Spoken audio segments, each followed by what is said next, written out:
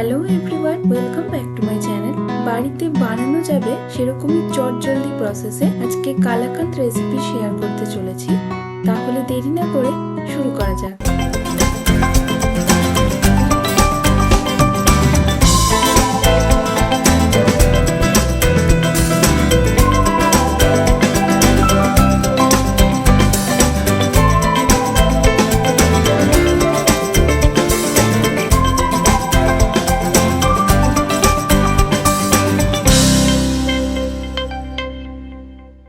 প্রথমেই এখানে 2 litre full fat cream milk নিয়ে নিচ্ছি, যেটা আগেই ভালো করে ফুটিয়ে নেওয়া ছিল। জাস্ট এখানে হালকা একটু গরম করব। গরম হতে হতে ততক্ষণে এখানে 2 টেবিলস্পুন ভিনিগার অল্প জলের মধ্যে একটু গুলে নিতে হবে। অল্প করে করে এখানে আমরা ভিনিগার দিয়ে দুধটা কেটে নেব। খেয়াল রাখবো একবারেই যেন পুরোটা ঢেলে না দেওয়া হয়, অল্প করে করে দিয়ে এখানে দুধটা ফাটিয়ে নিতে হবে। খুব বেশি পরিমাণ ভিনিগার দেওয়া হয়ে গেলে সেক্ষেত্রে ছানাটার মধ্যে একটা ছ্যাঁকড়া ছ্যাঁকড়া বা একটা খসখসে মতো ভাব আসে, যেটা মিষ্টি তৈরির ক্ষেত্রে ভালো হবে না। সেই জন্য আমরা এখানে যতটা প্রয়োজন ততটাই ভিনিগার দিয়ে দুধটাকে ফাটিয়ে নেব।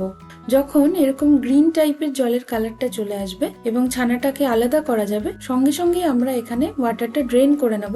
বেশিক্ষণ এই জলের মধ্যে ছানাটা ফেলে রাখবো না।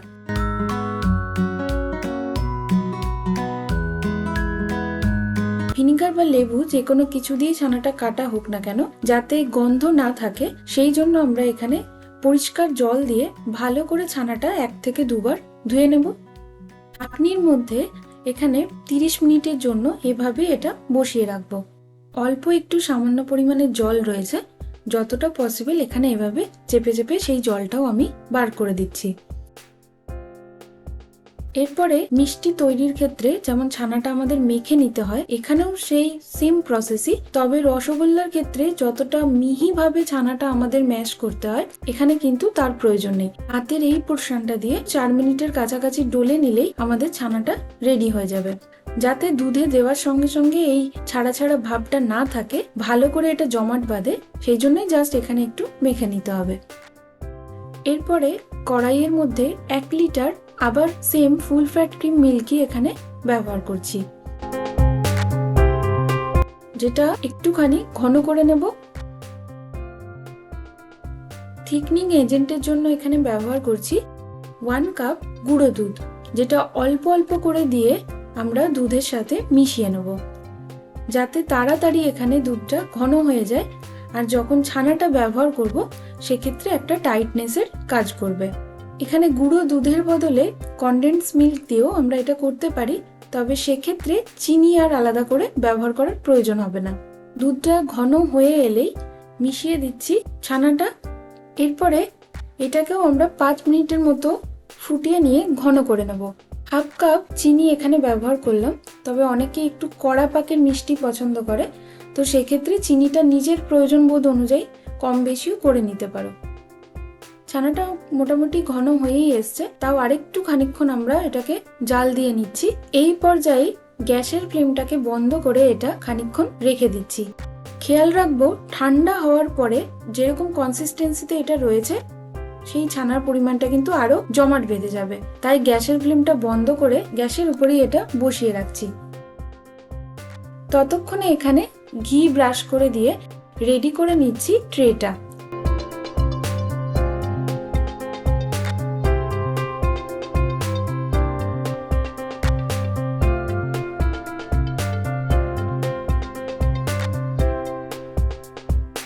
এরপরে 2 থেকে 4 বার ট্যাপ করে ঠান্ডা করে 1 ঘন্টার জন্য ফ্রিজে রেখে দেব।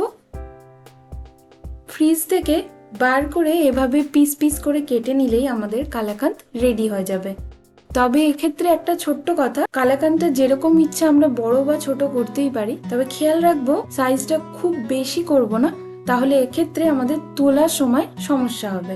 তাই মোটামুটি দোকানের মাপেই মাঝারি শেপে এখানে কাটগুলো করে নিতে হবে। দেখতেই পেলে নিশ্চয়ই কিভাবে একদম দোকানের মতনই কোনো রকম আর্টিফিশিয়াল ইনগ্রেডিয়েন্টস ব্যবহার না করে বাড়িতে থাকা উপকরণ দিয়েই তৈরি করা যাবে সহজ প্রসেসে কালাকাঁদটা। তাহলে আজকের রেসিপিটা এই পর্যন্তই। যদি চ্যানেলটা ভালো লাগে অবশ্যই সাবস্ক্রাইব করে পাশে থাকতে ভুলো না। দেখা হবে খুব শিগগিরই আবার পরের একটা ভিডিও। ততক্ষণ সবাই খুব সুস্থ থেকো, ভালো থেকো। Till then, tata.